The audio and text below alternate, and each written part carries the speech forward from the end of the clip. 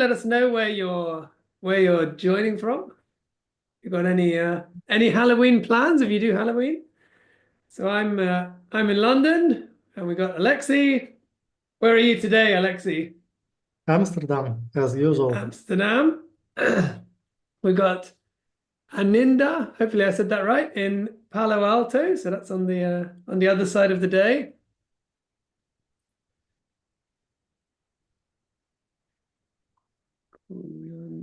And we're on YouTube as well. So welcome if you're on YouTube. And I'll put the link on here in case you want to watch it afterwards.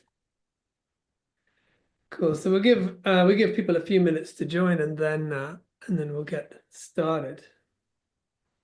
So we got hello David, got Jackson, Todd. Who else we got as well? Oh, I put the link. Yeah. Oh yeah, as Tyler says, if you want to share the link with your friends, please feel free to do that as well. Yeah, I see many people. I see our usual suspects. Welcome Ramazan, welcome Todd, Vishal, welcome Jackson. Welcome everyone.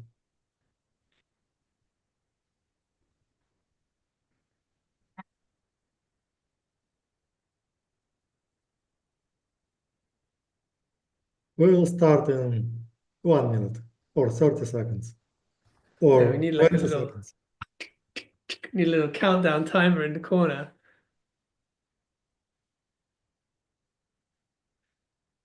I will run just a single ClickHouse query and we will start. Yeah, that could be like done. Alexei saying we're starting in milliseconds then, right?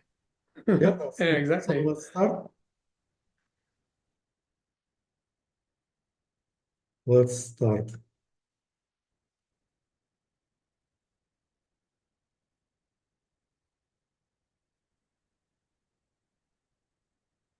This is ClickHouse release 24.10. What do we have? We have a lot of features. We have a guest talk. We have a Q&A session. And this is ClickHouse special Halloween release. 25 new features, 15 performance optimizations, and 60 bug fixes. So let's start with the features. The most simple, boring, uninteresting ones. And the first one will be parameterized aliases in queries.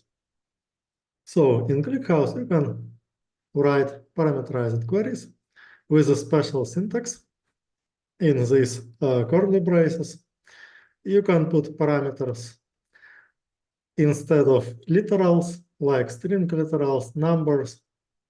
You can use parameters instead of identifiers, like table names.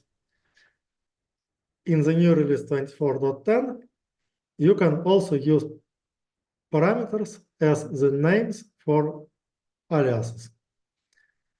So instead of writing as and a specific name, you just parameterize it. And it will work, and it is nice. So you can define the names of like keys in Json, the names of tables in the headers, etc. The next feature is a new system table. We have so many system tables like query log, metric log. So we decided why not to have another system table named query metric log. And now we have it. And we have so many system tables, so I don't even know when to stop. Probably we will not stop. Let me show it on an example. I will run a server and I will do a query. And for a query, let me do it not on my desktop,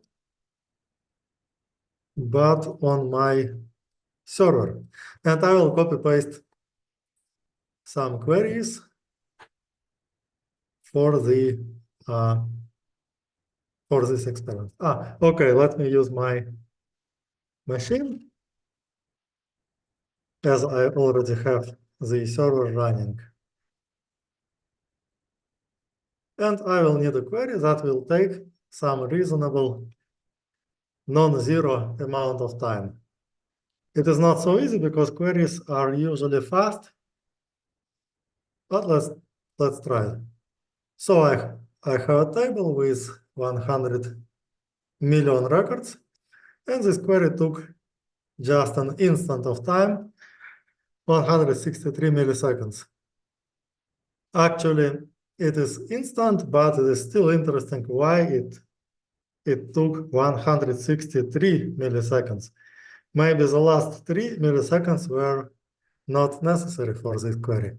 Maybe the first 100 of milliseconds was not necessary. Let's take a look. And to do it, I will enable query metric log with a specific interval of 10 milliseconds. Let's do it. Let's run the query again. 153 milliseconds. So it does not matter if the setting is enabled.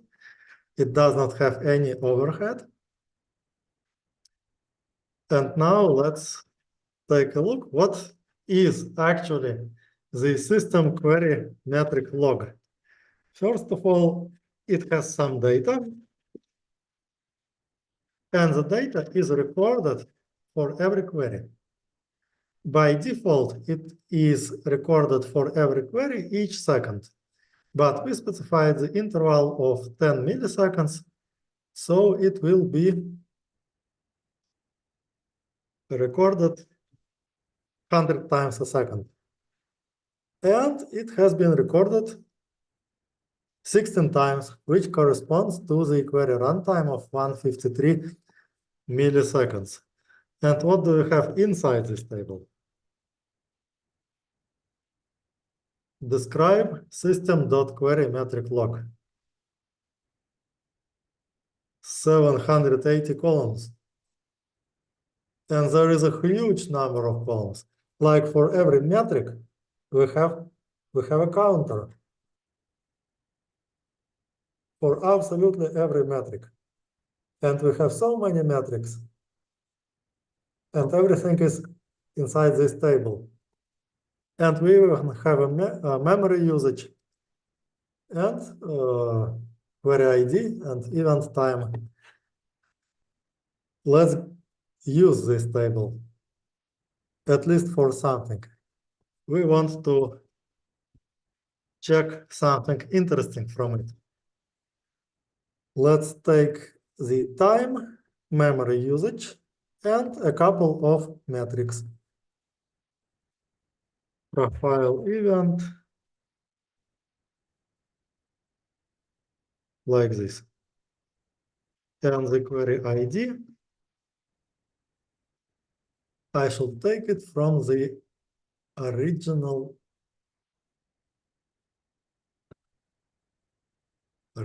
query. I hope here it is. Nice.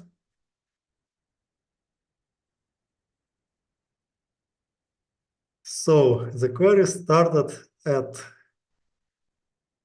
5:07:41 seconds, 582 milliseconds. And then every approximately 10 milliseconds, we have a data point with memory usage, selected records, CPU time in the kernel, I/O time. It did not spend I/O. It started to allocate the memory, allocated more towards the end of the query, and spent most of the time for reading and some time for finalizing aggregation. So this table lets you to get quite deep insight about a particular query. Nice feature, by the way. Okay, what is another feature?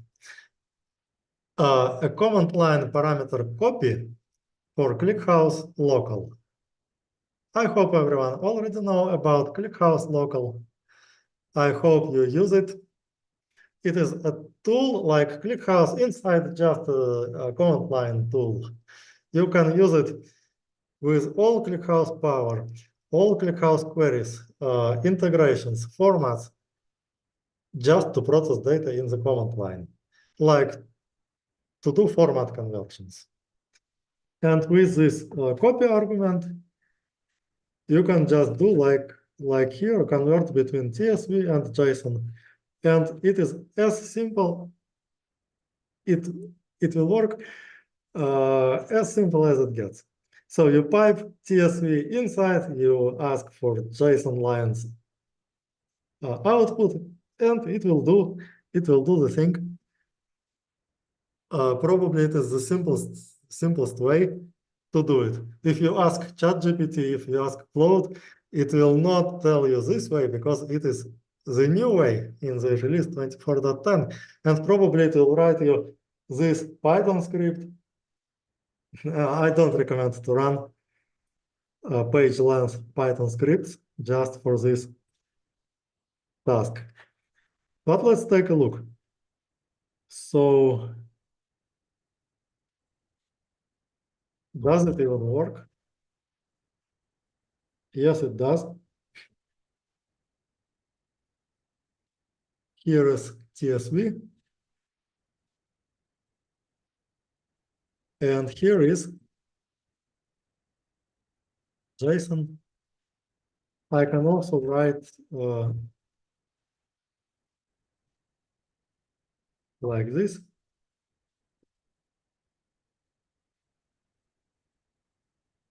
And it also works. Small, nice feature as usual. Another feature, even nicer. Implicit select query. The question is, why do you have to write select 1 plus 2? If I want to use ClickHouse as a calculator, my pocket calculator, I don't use pocket calculators, I use ClickHouse.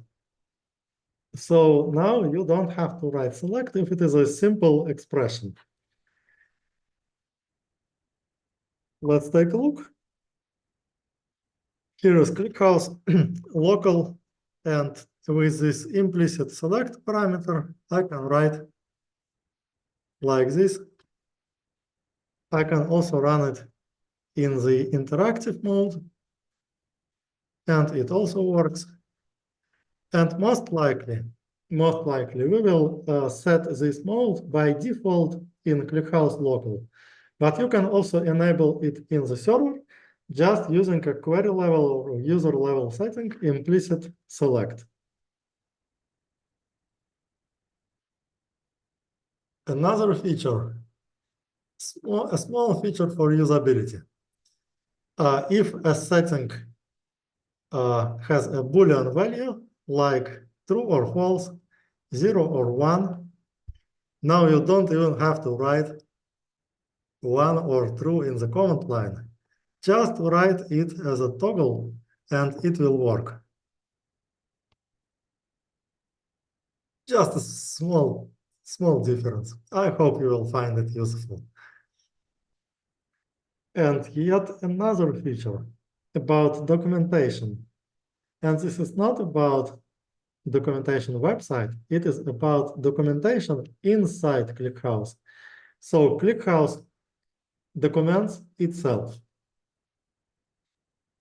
And we already have it, but now we guarantee that the documentation inside ClickHouse about query and user level settings is the most detailed documentation. So let's take a look. Let me open this link and run this query just to generate markdown from the system table containing this documentation. So here it is, markdown for every setting. And if I will copy paste copy paste it.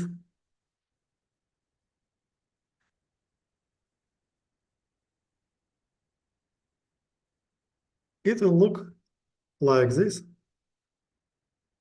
Quite modest, but still properly formatted markdown documentation for every setting. And we have a lot of settings and everything is documented. Why do you need this?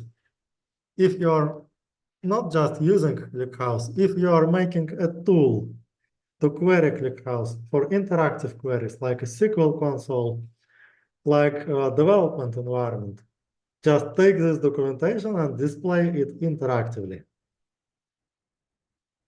Another feature, a small and nice function, array union. It accepts multiple arrays and do a set union operation. It will return unique array elements of the union of these arrays in an arbitrary order. You don't have to use it. You can just concatenate these arrays and do array distinct. It will be the same, but the speed will be better with array union, and it is faster to write. And yet another function. This is a hash function RipeMD160. And I have two questions for you, Mark or Tyler. The first question is, what is RipeMD? And the second question is, what is 160? Or maybe let's ask the audience. Yeah, I don't know either of those. We'll have to ask the audience. This function is fairly ripe, if I would say, because it has been invented in 1992. Wow, so it's very old Yeah. function. Do you have any answers? Because Crypto hash function, says Vishal. that's true, it is a cryptographic hash function, but why was it named? Why does it have this name, RipeMD? Oh, I see. Okay, so why is it called ripe and why 160?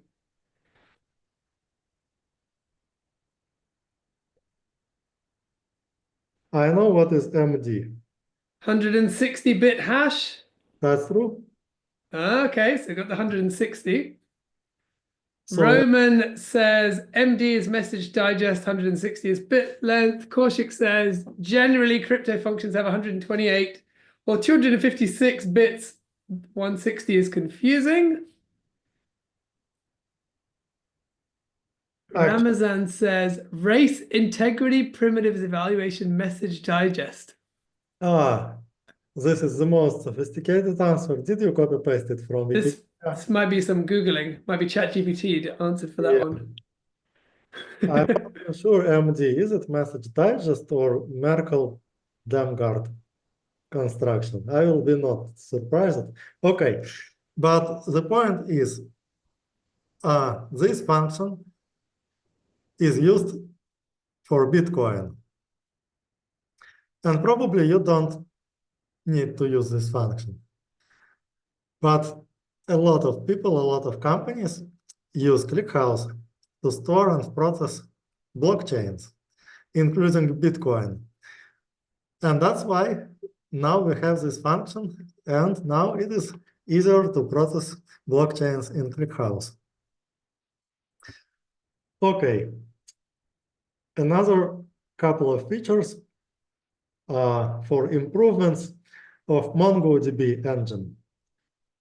Probably you did not know, but probably you did, that ClickHouse can query MongoDB directly, similarly to MySQL, Postgres, and also Mongo. We have this feature for quite a long time, probably many years. It looks like this. There is a table function, MongoDB. You can create a table with MongoDB engine to put it into the database. and it will work. But until the latest release, it did not work with all data types. Now we have support for them.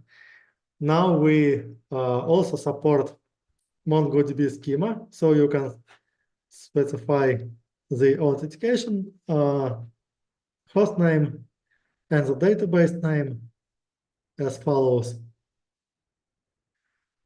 We have support for pushing down where conditions if they are compatible with MongoDB, and conditions like comparison, equality, non-equality will most likely be compatible. We push down order by, etc. So probably MongoDB is not so bad technology. Probably you can use it with ClickHouse, and this is nice. Can we use it with the new Json type in ClickHouse and put the Mongo? Actually, we need to test it. I don't have Okay. MongoDB. Yeah, don't test it. Let's not test it now. I was just wondering. Yeah, because what if it does not work? Then I will have to write the code straight Live. Yeah. Okay, another feature is support for 64-bit XID in Keeper. And let me ask you a question. Do you know what is the problem of XID overflow in Zookeeper? Do you even know what I problem about do not. the XID overflow in Zookeeper? If you used to have this problem, tell me in the chat. But actually, you don't have to worry about XID, ZXID, about whatever overflows, because you can use ClickHouse Keeper, and ClickHouse Keeper does not have these problems. It is a replacement for Zookeeper, drop-in replacement. It is recommended for ClickHouse. It works perfectly. It uses less memory. It works faster. It provides even additional features to speed up with ClickHouse. So ClickHouse works the best with ClickHouse Keeper.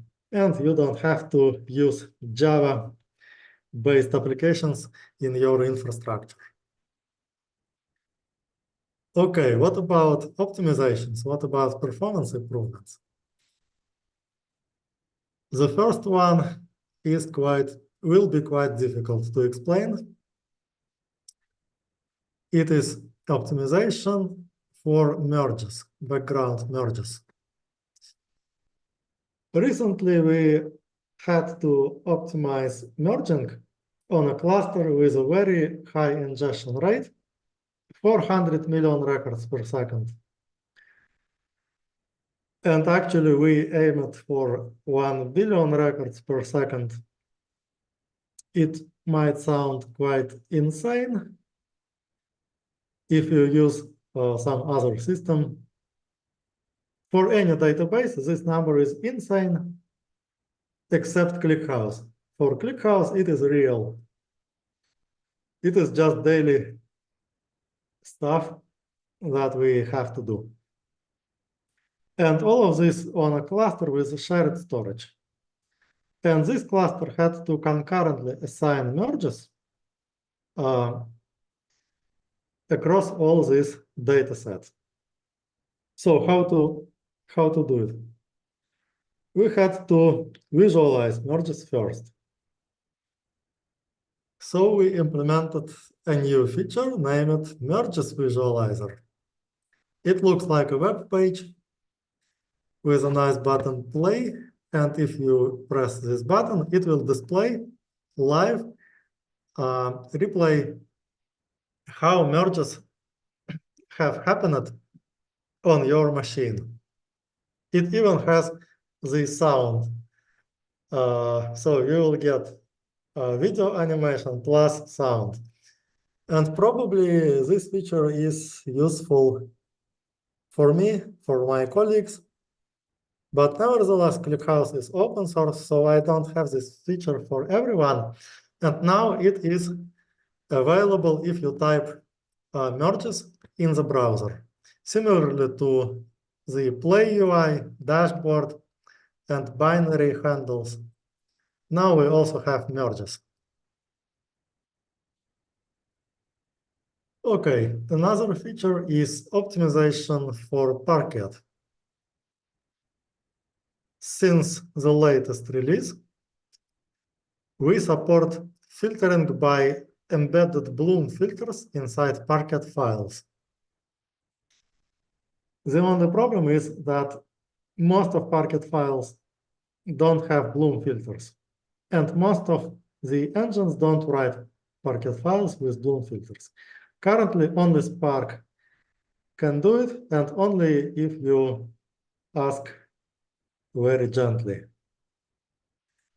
So I will not show you a demo, just trust me. Now we support it. Optimization for point in polygon. So let's suppose you have a data for geographical data, like on my demo for airplanes, environmental data sets, self-driving cars, whatever. And you index this data by latitude and longitude with simple min-max index or more sophisticated space-filling curves. And now the index will work even if you just filter by point in polygon. Like the user will draw some polygon interactively and ClickHouse will filter by it. In the previous versions, you had to create a bounding box, add additional filters in the query. Now it works straight ahead. And by the way, the latest version 24.10 is the fastest. And surprisingly, it has from 10 to 30% improvement across many queries from ClickBench, from star schema benchmark, from TPC H, from MGBench. We collected these benchmarks and we see about 10% on average, and for about half of queries, it is 20–30%. Okay, now about headline features, something really interesting. And the first one is probably uninteresting. It is a boring security feature, wildcard grants. So it was already possible to grant user an access for all tables inside a database, or all tables in all databases. You just put this nice smile and the user will get access, select for everything. Now we have something more interesting. In the new release, you can put this wildcard after a prefix of table names or database name. It works for databases, tables. You can even grant wildcard with one prefix and revoke with another prefix. So this combination will work not exactly for a prefix, but for a certain expression, like tables starting with ABC, but not starting with ABCD. That's interesting, actually. Another feature, real-time matrix display in the ClickHouse client. It provides probably the most detailed view on what is happening inside the query. So let me show this feature to you. And we will need some query that runs for a substantial time.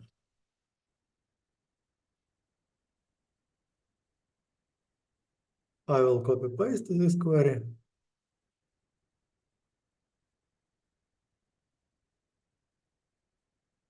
Let me do it. For example, this query. How long it will take? We should have a query for at least seconds. 1.9 seconds. Okay. So actually it was too fast. Let me find another query because we need something that is slower. Okay. And now I can press white space bar when this query is run. And it will look like magic. So we have all the metrics about what is happening. And we see that we select 15 gigabytes per second of uncompressed data. We do 1 million soft page faults per second, and this is probably not good. We wait for reading in about 20 threads. That counts like 20 seconds inside the threads per second. There is thread pool reader. We do reading from a thread pool. We spend 25 CPU cores. What else? There are about 50 to 70 threads running a query. And compressed data is 4 gigabytes per second. Uncompressed is 20. And we even write some data on disk, but just kilobytes per second, probably logs. And we open at 228 files and spend only half a millisecond. And there is query profiler and whatever. It is such a detailed information. It does not even fit on the screen.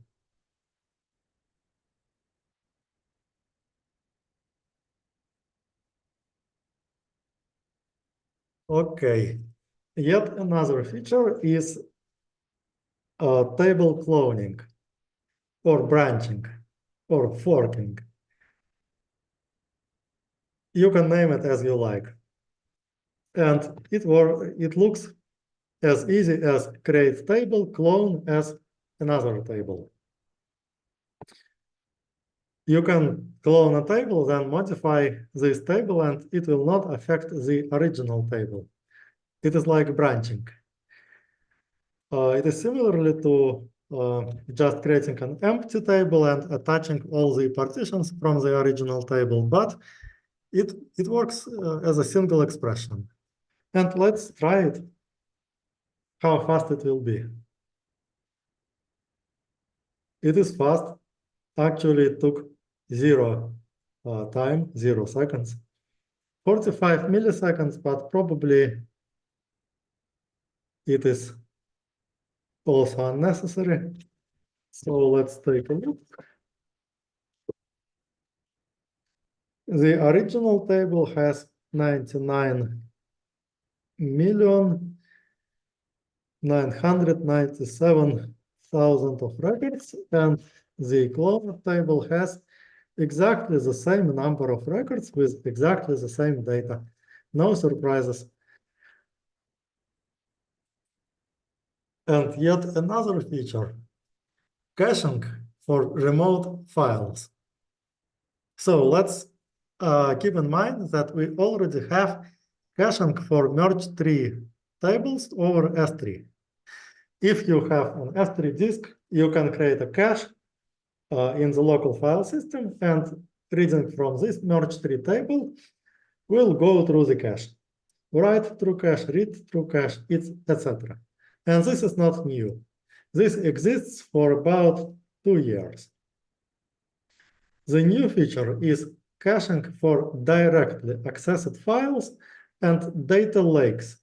such as Iceberg, Delta Lake, and Hoodie on S3 and Azure. It works by taking the path to the blob on object storage and its E tag, which typically contains the hash of this data. And if you enable it, subsequent reading of this data will be faster. In this example, it is just using a table function S3, but it can be Iceberg or Azure blob table function. And what else? What about refreshable materialized views? They were introduced almost a year ago. And we improved and improved again. And it was an experimental feature. And finally, in the release 24.10, refreshable materialized views are production ready. And let's celebrate it. Let's celebrate it by trying this feature for something nice. Let me experiment on my machine. I don't need a server. I will use ClickHouse local. And I will also use it with another new feature, the Json data type. I have to enable it, and I will create a table with very similar, simple schema. Just 2 columns, update time, and I will not even write to this column, it will be auto-filled. And the main column data with the type, the JSON type.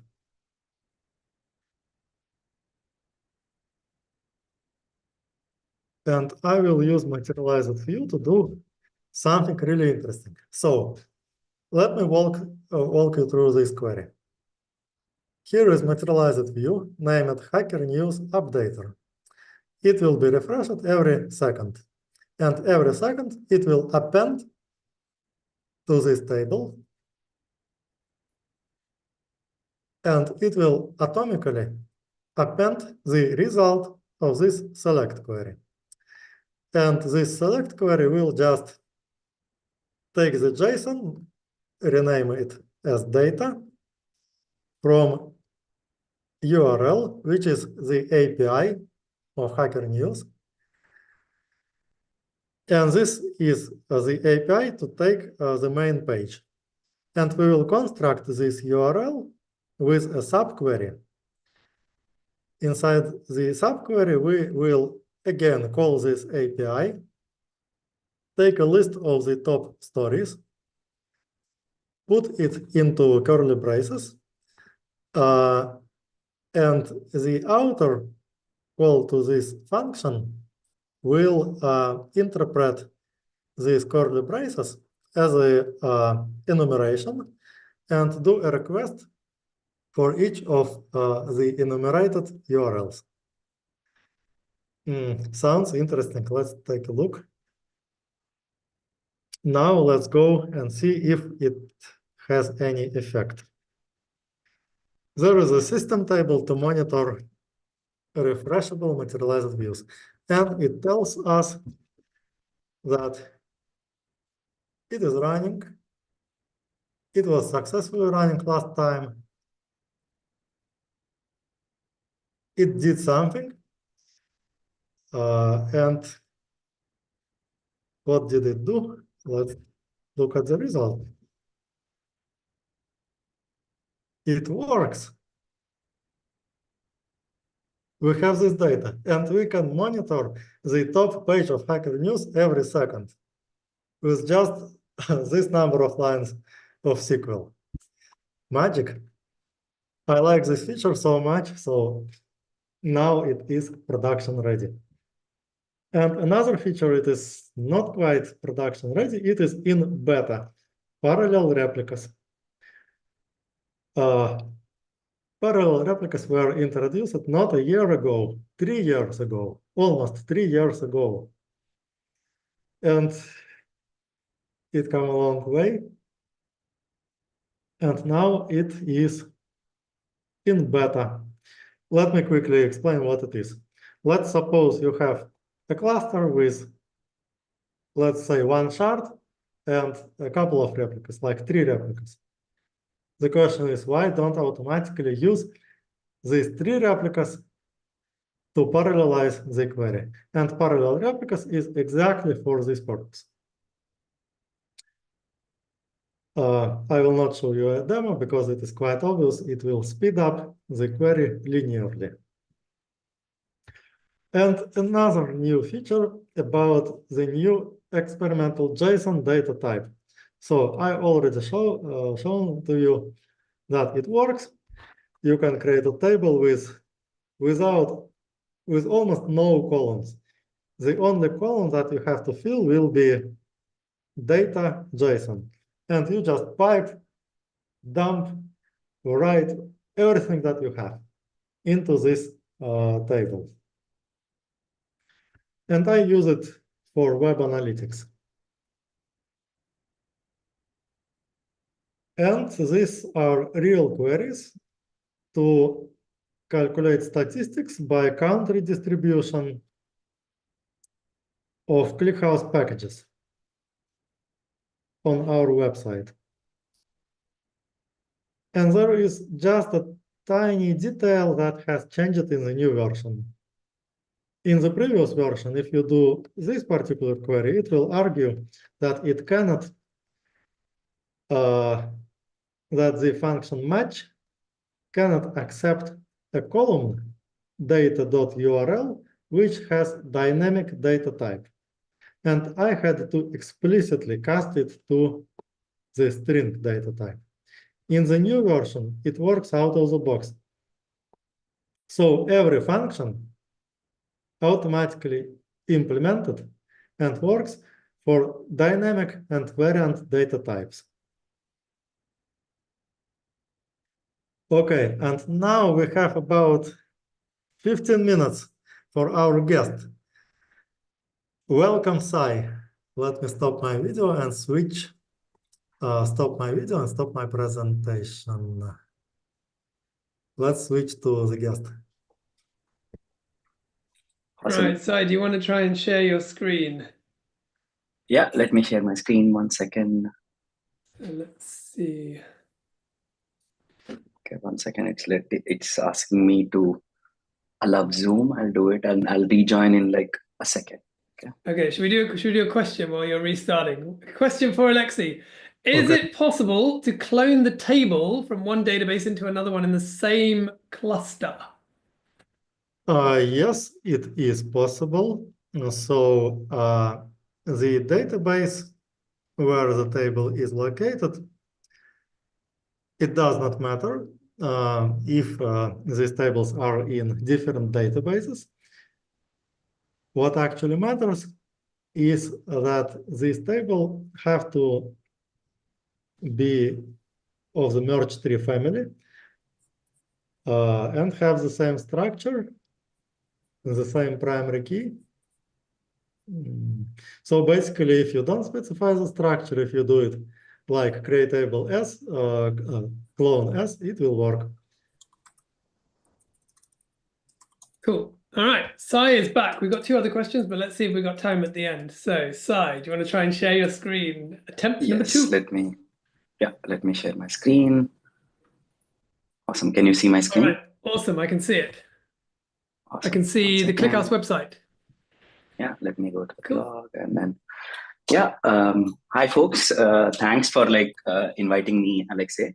I'll first introduce myself. So I'm Sai, and I'm the co-founder of PADB. And just for some context, exactly 3 months ago, ClickHouse acquired PADB to provide a native integration of Postgres within ClickHouse. So what PADB does is it makes it very easy and fast to replicate Postgres data into ClickHouse. And this is for a bunch of use cases. Let it be continuous replication from Postgres to ClickHouse, where you have Postgres as your OLTP database and ClickHouse as your like analytical database. So that is one use case where you can use PeerDB. The second use case is migrations, where like you have a bunch of like Postgres databases which are like serving your analytical like use cases. They are not like very fast, and you want to move to ClickHouse to get that performance, right? So that is PeerDB, and like it's been 3 months we got acquired, and we are actively working on integrating PeerDB into ClickHouse. So more news in the coming couple of months. But today I'm here to talk about, a recent partnership that we announced with Supabase just yesterday. And just for some context, Supabase is a Postgres like company. They do a bunch of like work in the open source like space to make like it easy for users to use Postgres. They also have a SaaS offering for like Postgres, right? So with this announcement, like we're partnering with Supabase to make it like very seamless and easy to use both the technologies together, which is like Supabase and ClickHouse, right? Which is basically Postgres and ClickHouse, right?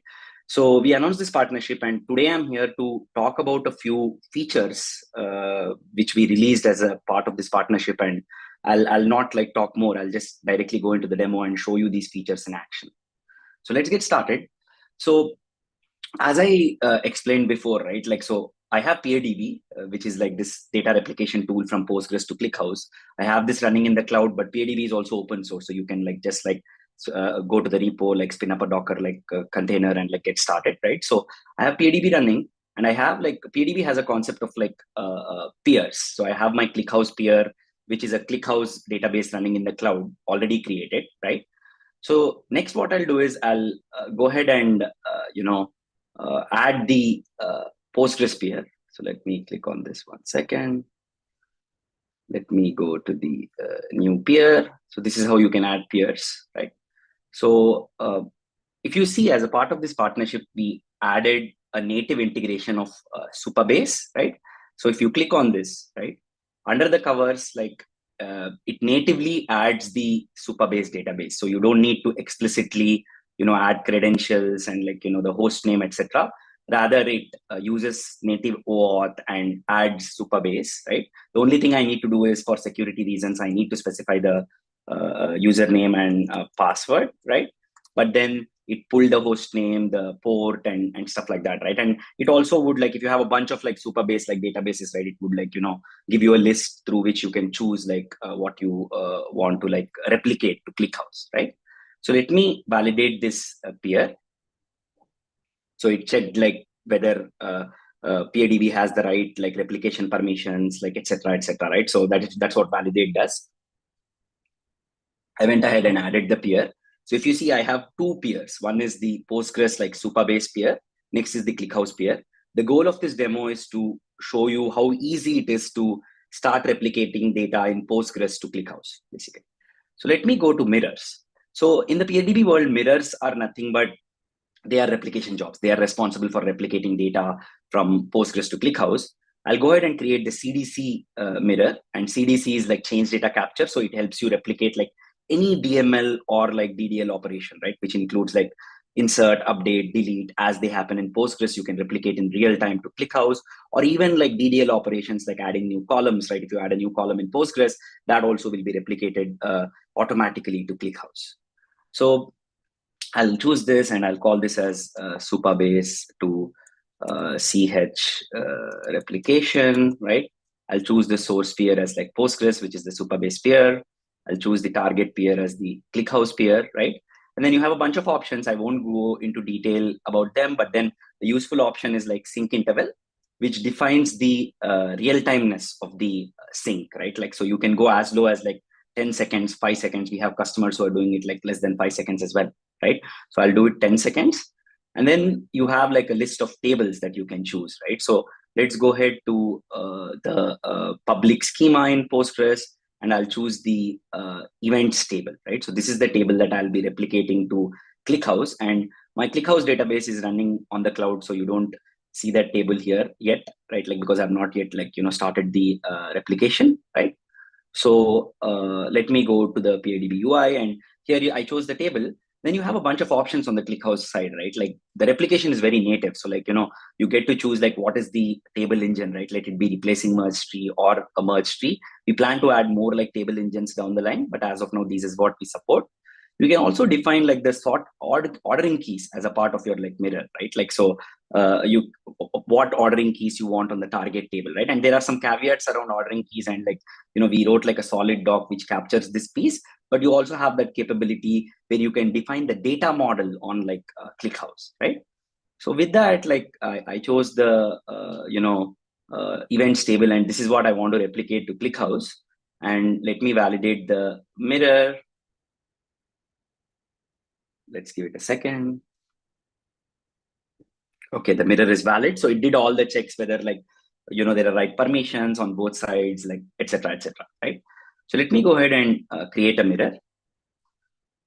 So the mirror is getting created.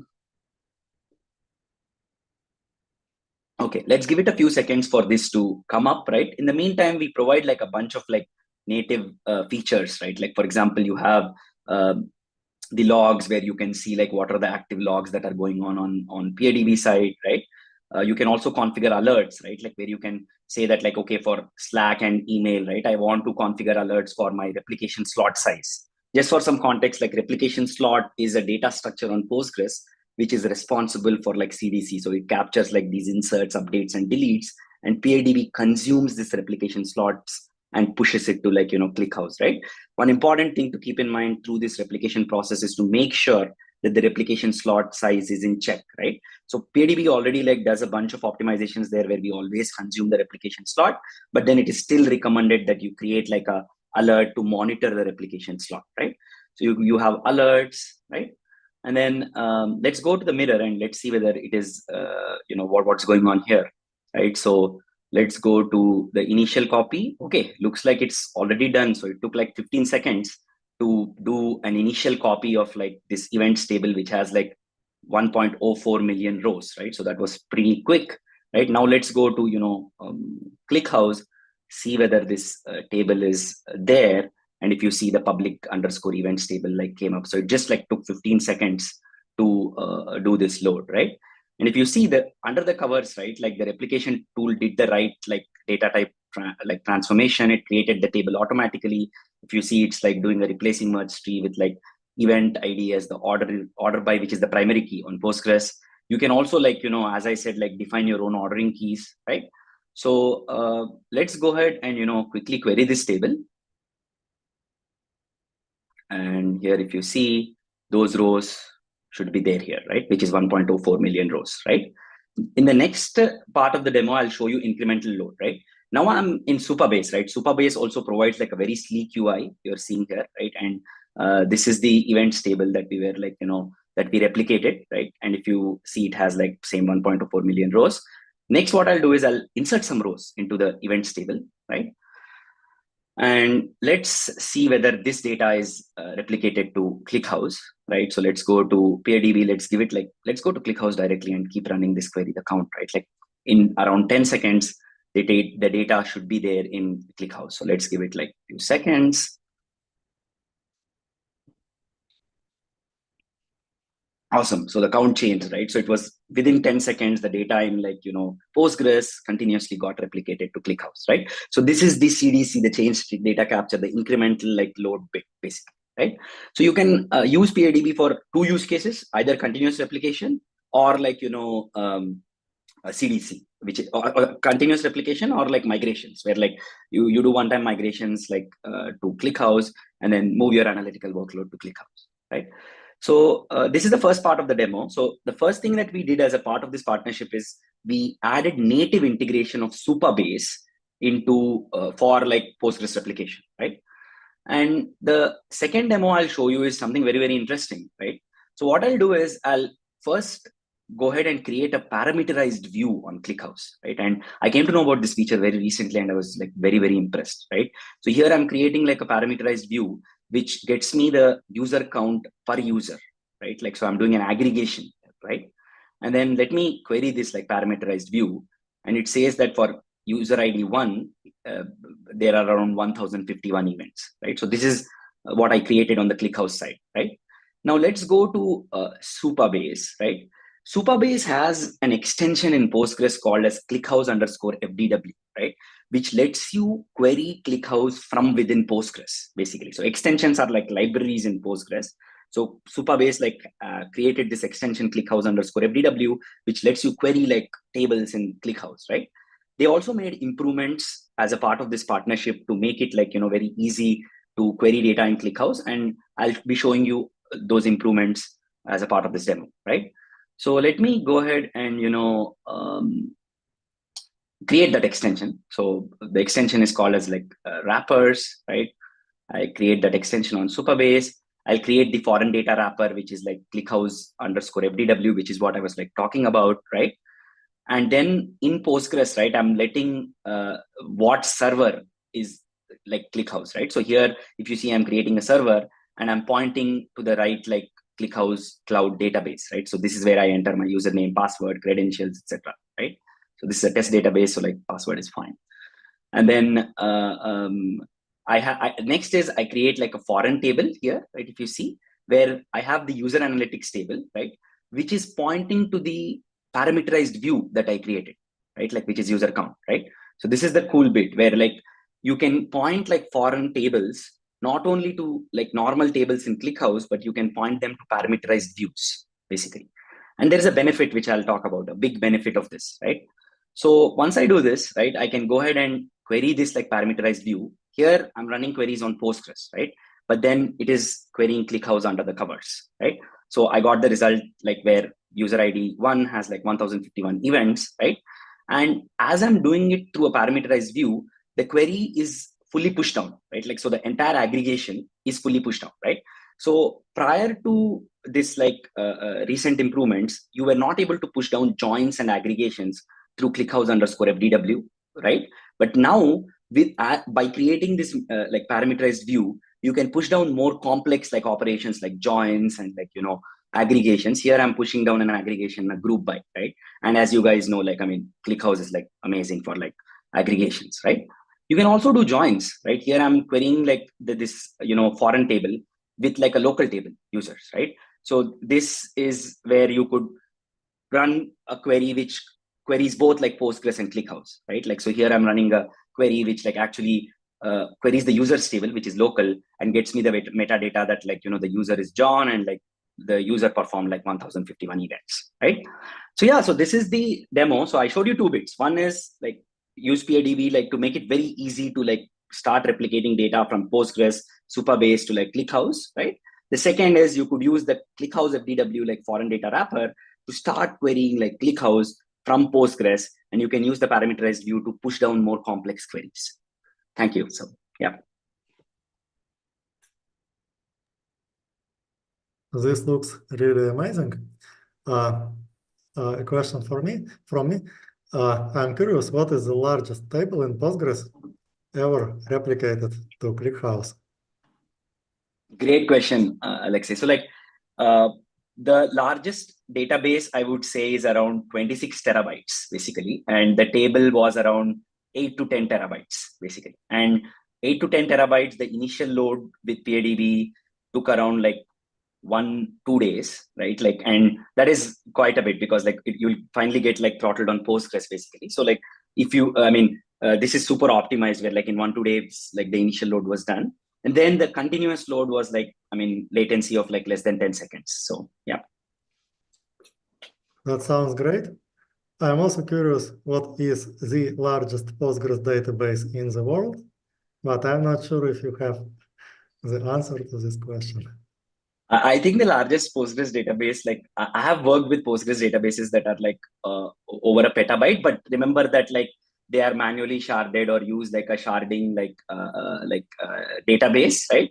But yeah, I've gone through this like drill for like 8 years where like Postgres is very suitable for like OLTP workloads, right? Like, and we were trying to run analytical workloads where like a bunch of customers used to fail, right? Like even though the data is sharded because it's not columnar, but the largest Postgres databases that I have seen are over a petabyte, mostly supporting like OLTP transactional use cases like Alex's. Okay, and I hope we will replicate it to ClickHouse. Okay, so what do we have next? A few more things. The one is our new public SQL playground. It is located at sql.clickhouse.com. There are a lot of public datasets, query editor, you can get charts for your queries. There are examples. So I advise you to take a look. Another interesting tool that I showed you already, but if you did not know, it is named ClickPy. Statistics for every Python package.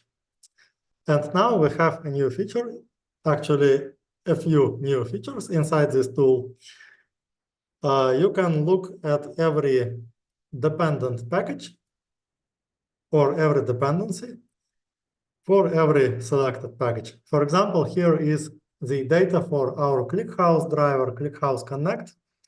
And we can see that LangChain uses it, ChromaDB uses it, IBIS, DBT, DSPy AI, SQL Mesh, and a lot of stuff. And also interesting that every query, every report has clickable links to the playground. So instead of predefined reports, you can edit the queries and play with the data. What else about integrations? We continued development of our ODBC driver, and now it is built differently as a self-contained library without dependencies, without symbol conflicts. A few bugs were fixed, and there are improvements for other drivers for Java, Python, Go, JavaScript, and even Rust, and improvements for tooling, Metabase, and Apache Beam. What else? If you will go to AWS reInvent conference in Las Vegas, we will host a party with the Chainsmokers. They do some music, I don't know. So I will take a look what it is. At least their name starts with CH, and this sounds nice. Take a look at our blog.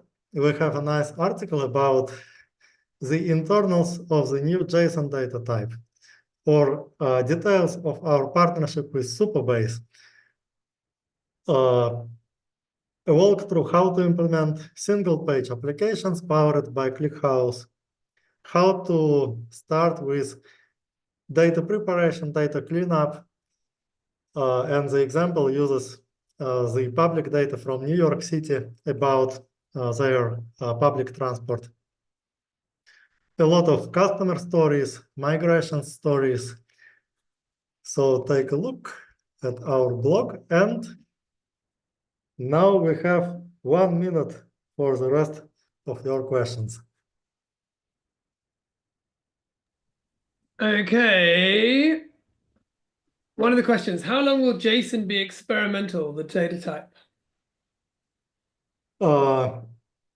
Until we will fix all the bugs. Okay, next one. What about full text search? The full text search is currently on hold. It is not in active development and also not supported. So let's go one by one. We made refreshable materialized views production ready. Then we will make parallel replicas production ready. Then the JSON data type, hopefully this year, probably December or January next year. And then continue with full text search. Okay. Cool. And last one, let's do, I think this one's for Sai. Is the replication available only on cloud, or can we integrate it into on-prem VMs? Absolutely. So as mentioned, right, like PADB is fully open source, right? So you can deploy it anywhere and you can start replicating from Postgres anywhere to ClickHouse anywhere, right? And then we are there is a cloud option also, and we're integrating this into ClickHouse as well. More news on that like in future. But then you can use PADB for replicating data from anywhere to anywhere, basically. So, yeah. Cool. All right. I guess we'll wrap it up there. We're a little bit 5 minutes late, But thank you all for joining on YouTube, on Zoom. Thanks, Alexei, and thanks for another guest appearance, Sai. People enjoyed watching the demo. Thanks, Mark. And we'll see you, I guess, in about a month for the November.